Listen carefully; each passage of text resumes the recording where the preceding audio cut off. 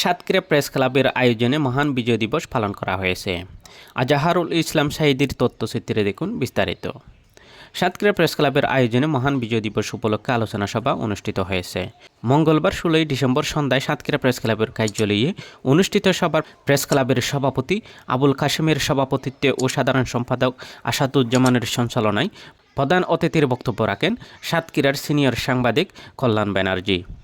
বক্তব্য রাখেন সাতক্ষীরা প্রেস ক্লাবের যুগ্ম সাধারণ সম্পাদক এম বেলাল হোসেন, সাহিত্য ও সংস্কৃতি সম্পাদক একরামুল ইসলাম, সদস্য আব্দুস সামাদ, আসাদুজ্জামান মধু, দৈনিক মানবকণ্ঠের সাতক্ষীরা প্রতিনিধি মেহেদি আলী সুজন, সাংবাদিক এস.এম. শহীদুল ইসলাম, এখন টেলিভিশনের সাতক্ষীরা প্রতিনিধি আহসান রাজীব, মাই টিভির সাতক্ষীরা প্রতিনিধি ফৈজুল হক বাবু, দৈনিক মানবজীবনের সাতক্ষীরা প্রতিনিধি এস.এম. বিপ্লব, স্টার নিউজের সাতক্ষীরা প্রতিনিধি গাজী ফরহাদ, এনফিবির সাতক্ষীরা প্রতিনিধি হুসেন আলী, দৈনিক মাতৃজগৎ এর প্রতিনিধি আজাহারুল ইসলাম সাঈদী সহ গণমাধ্যম ব্যক্তিবর্গ উপস্থিত ছিলেন।